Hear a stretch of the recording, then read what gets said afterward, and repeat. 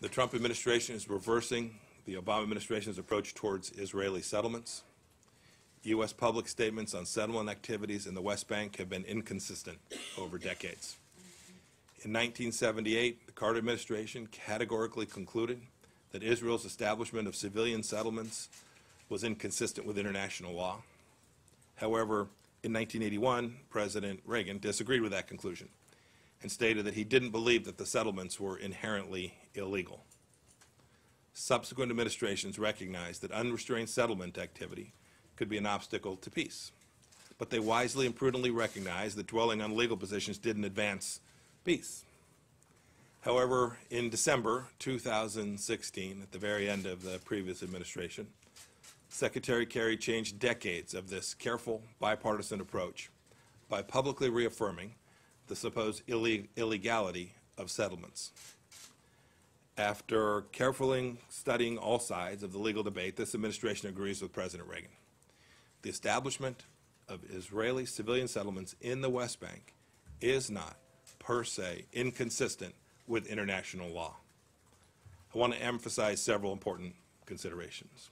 First, look, we recognize that as Israeli courts have that legal conclusions relating to individual settlements must depend on an assessment of specific facts and circumstances on the ground. Therefore, the United States government is expressing no view on the legal status of any individual settlement. The Israeli legal system affords an opportunity to challenge settlement activity and assess humanitarian considerations connected to it. Israeli courts have confirmed the legality of certain settlement activities and has concluded that others cannot be legally sustained.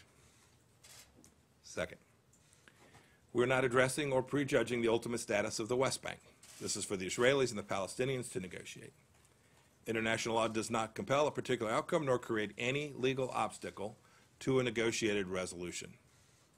Third, the conclusion that we will no longer recognize Israeli settlements as per se inconsistent with international law is based on the unique facts, history, and circumstances presented by the establishment of civilian settlements in the West Bank.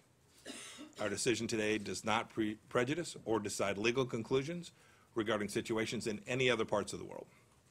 And finally, calling the establishment of civilian settlements inconsistent with international law hasn't worked. It hasn't advanced the cause of peace. The hard truth is there will never be a judicial resolution to the conflict, and arguments about who is right and wrong as a matter of international law will not bring peace.